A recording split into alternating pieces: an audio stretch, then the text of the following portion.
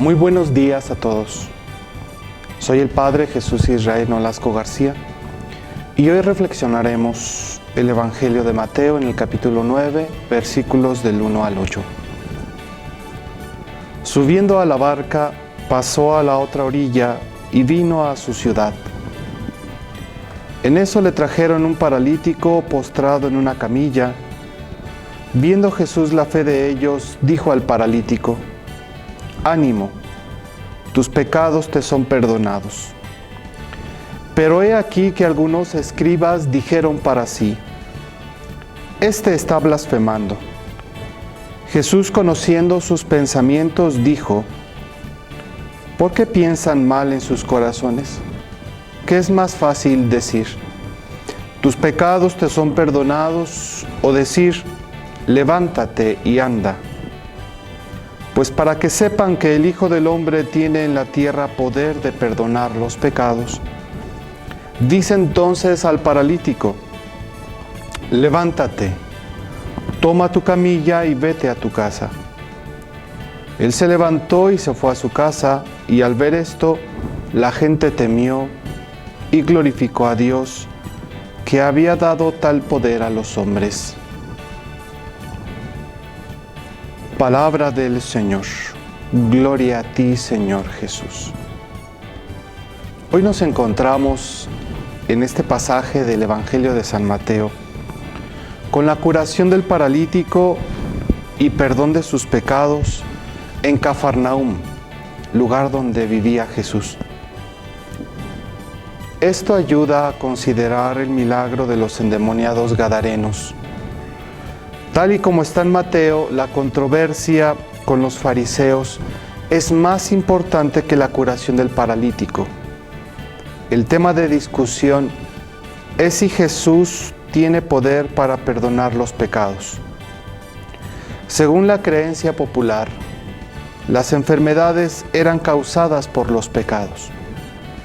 Y por eso los judíos pensaban que solo Dios podía perdonarlos.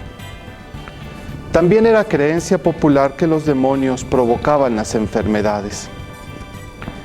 Jesús acepta que a Dios corresponde el perdonar los pecados, pero enseña que ese poder de perdonar los pecados puede ser delegado a los hombres, y lo demuestra curando a un paralítico que era incurable.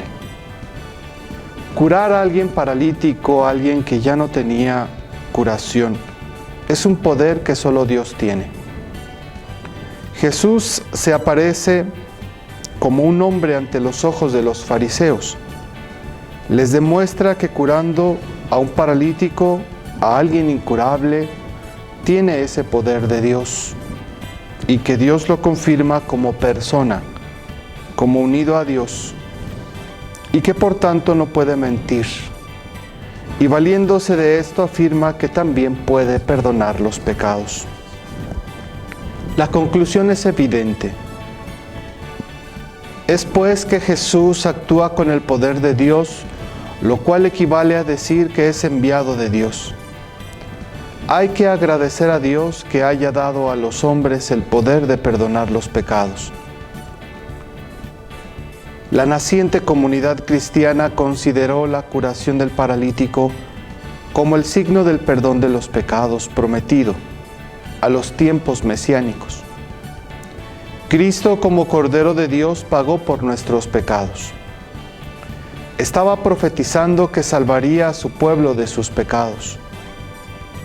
Jesús puede perdonar los pecados de todos los hombres, y en nombre de Jesús, los discípulos perdonan los pecados, sacan los demonios y curan a los enfermos. Meditemos un poco más para nuestra vida los primeros 2 versículos de este Evangelio. Comienza que Jesús sube a una barca, pasa a la otra orilla y llega a su ciudad. Aquí hay 3 elementos importantes. Cuando Jesús sube a la barca, podemos entender que es Jesús en su iglesia, que está formando y que está forjando. Pasar a la otra orilla significa que vence los obstáculos, las dificultades que el mar, que expresa la maldad, que representa el mundo, que representa aquello que es sumamente agresivo con el corazón del hombre. Y llega a la otra orilla. Geográficamente la orilla expresa el límite de las aguas impuestas por la tierra.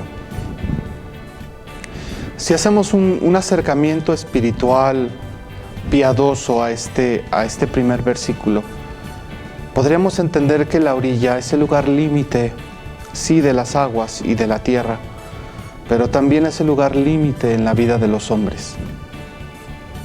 En ocasiones podríamos experimentarnos también así, en un momento límite de nuestra vida, cuando hemos llegado a sentir o experimentar que las cosas ya no pueden cambiar, que la situación muy particular de enfermedad, de violencia, de muerte que estamos viviendo, ya no puede cambiar. Y es ahí en esta orilla donde le presentan a un paralítico. Es importante la mediación. Este hombre está postrado en una camilla, es llevado.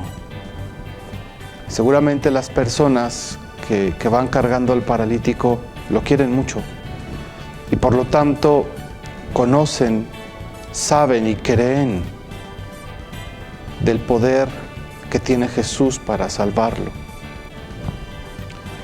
La vida de este paralítico es una vida límite, postrada en el suelo, en el polvo, y Dios no quiere que estemos ahí.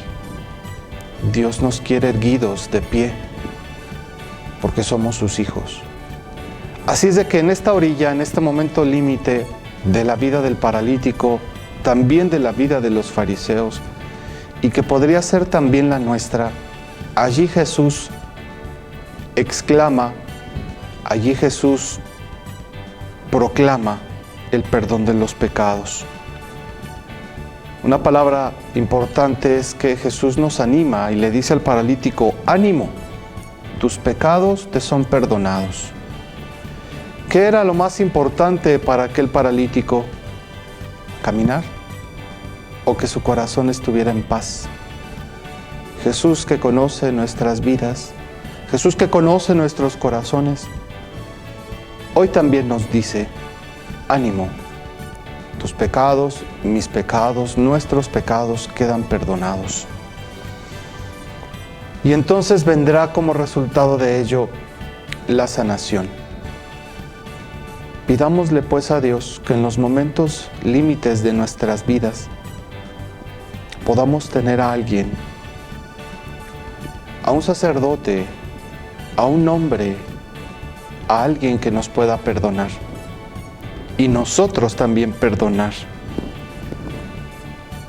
El perdón nace del amor y en ocasiones podríamos también darnos cuenta de que hay personas en el límite de su vida que necesitan de nuestro perdón, que hay personas que por el pecado del mundo, por los desórdenes de la vida, por el miedo, por la vergüenza, por la justificación de nuestra historia, herimos y lastimamos y necesitamos ser perdonados.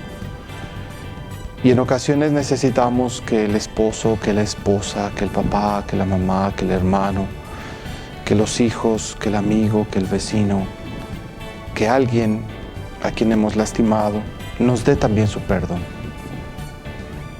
Pidámosle pues a Dios que la reflexión de este texto del Evangelio de Mateo nos ayude a comprender que Jesús está aquí para salvarnos y perdonarnos de lo más pronto y urgente que necesitamos en nuestra vida, el perdón de nuestros pecados. Demos gracias a Dios.